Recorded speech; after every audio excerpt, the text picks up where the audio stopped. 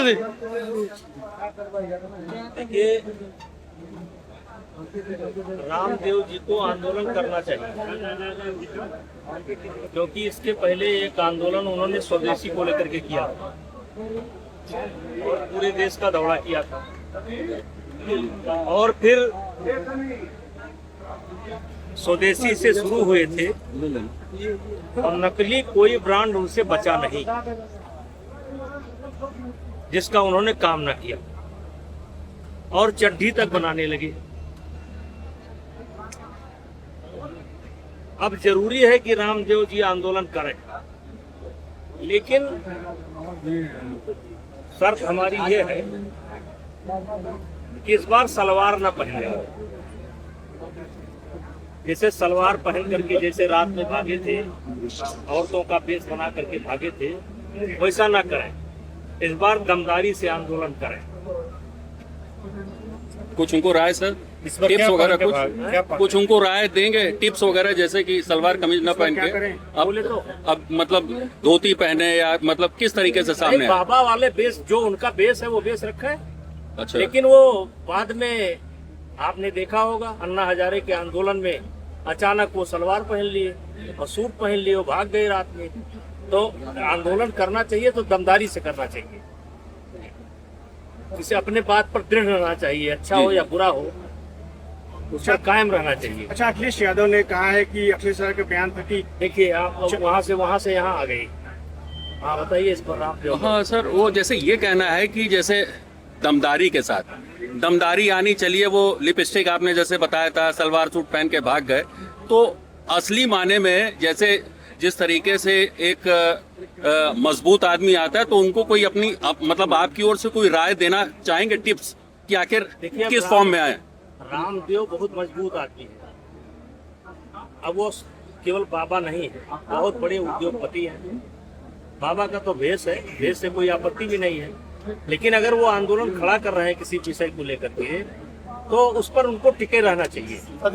और उस आंदोलन का असर, जैसे स्वदेशी का आंदोलन उन्होंने किया, उसके बाद नतीजा ये निकला कि कोई चीज ऐसा नहीं है जिसको उन्होंने बनाया ना हो। कोई चीज, कोई ऐसा व्यापार नहीं है जिसमें न कूदे, घुसे ना हो। और नकली खाद्य पदार्थ के वो सम्राट हैं। मेरी निगाह में नकली खाद्य पदार्थ के वो सम्राट हैं। उनके रोज नमूने फेल होते हैं, रोज हाई कोर्ट टिप्पणी करता है, रोज सुप्रीम कोर्ट टिप्पणी करता है। तो जिसके बारे में रोज हाई कोर्ट टिप्पणी करता हो, सुप्रीम कोर्ट टिप्पणी करता हो, जिसके खाद्य पदार्थ को लेकर के, जिसके कारण कैंसर फैल रहा हो, जिसके कारण लाखों लोग मर रहे हो, ऐसा आदमी आंदोलन खड़ा कर रहा है। वो आंदोलन को तो उनको नकली खाद्य पदार्थ के खिलाफ सबसे पहले करना चाहिए, क्योंकि जो बीज उन्होंने बोया उसका असर ये है कि गांव-गांव में 10-10, 5-5 लोग आज कैंसर के मरीज दिखाई पड़ रहे हैं। अकेले वो नहीं है, तो अकेले उनको जिम्मेदारी दी जाती है। सांसद जी, इस मामले में सरकार को आना चाहिए, एक स्ट्रिक्ट एक्शन लेना चाहिए, क्या कहना चाहेंगे? देखिए, सारी चीजें सरकार पर नहीं डाली जा सकती। मेरा स्पष्ट मत है कि जैसे दूध और दूध से बने हुए पदार्थ, प्रोडक्ट, हमारे देश के अंदर उतना ही दूध है कि 2 चम्मच बड़े लड़के को, 1 चम्मच छोटे लड़के को, गिलास भर दूध किसी के हिस्से में नहीं आता। यानी ज्यादातर दूध नकली है, ज्यादातर दूध नकली है, कृत्रिम है, बनाया हुआ है। अब इसके लिए सब चीजें सरकार के ऊपर नहीं डाली जा सकती। तो आखिर एक्शन कौन लेगा? सरकार अगर सब करती ही होती तो आज ये क्यों होता? तो हमारा सलाह ये है कि खुद बचो, अपने परिवार को बचाओ। अच्छा सर, बसपा विधायक उमाशंकर जी काफी लोकप्रिय थे, और उनके बेटे योगेश को, हमसे उम्र में कम थे जी, लेकिन हमारा संबंध, हमको लगता है 10 साल पहले हमारा संबंध हुआ था। हम एक दूसरे को नहीं जानते थे, और उसके बाद हमारे बहुत इनके मधुर संबंध रहे। बड़े मृदुभाषी थे, बड़े जैसे एक मिलनसार थे, और 3 बार से लगातार यहाँ पर भारी वोटों से हर परिस्थिति में, आप समझ रहे हैं, हर परिस्थिति में ये विधायक बने। और आज कम उम्र में उनका निधन हो गया। आज हम उन्हीं को परिवार में उनको सांत्वना देने के लिए आए हैं, क्योंकि 6 तारीख को जिस दिन इनकी तिरही थी, जिनका देहांत हुआ था, 6 को मेरा कार्यक्रम था, 5 को उनका देहांत हुआ था, तो आज उसी परिवार में आए।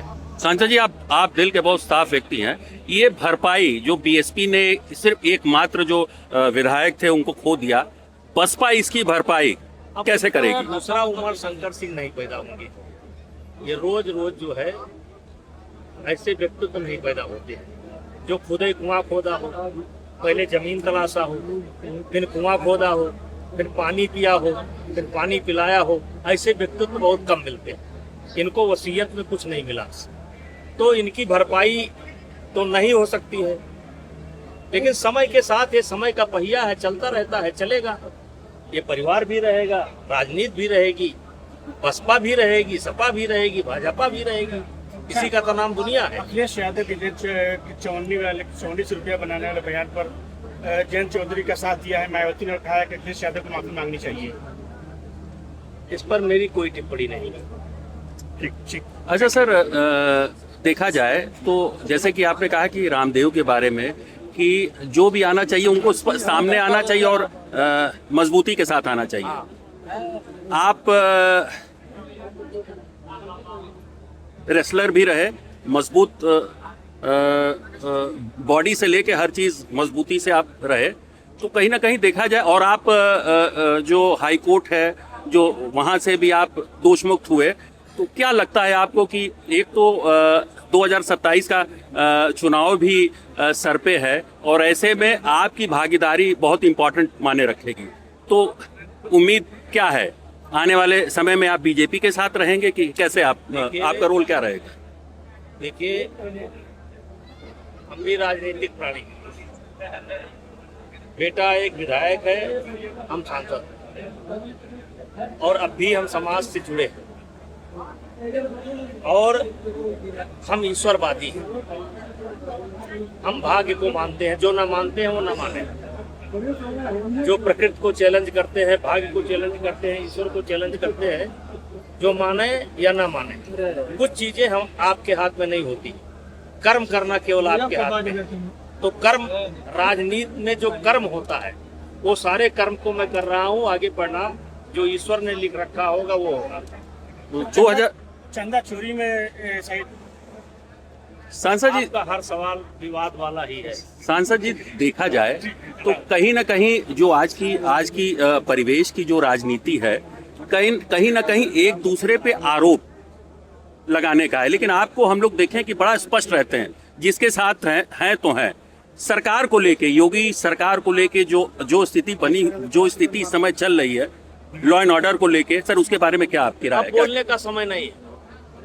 अब 9 साल हो गए, अब बोलने का समय नहीं। अब जो जैसा किया होगा उसके सामने 1 साल बाद परिणाम आएगा। इस पर बहुत टिप्पणी करने की आवश्यकता नहीं। 2027 सपा का होगा, भाजपा का होगा कि नहीं, ये बसपा का होगा? ये भाजपा का नहीं है। धन्यवाद। नहीं है।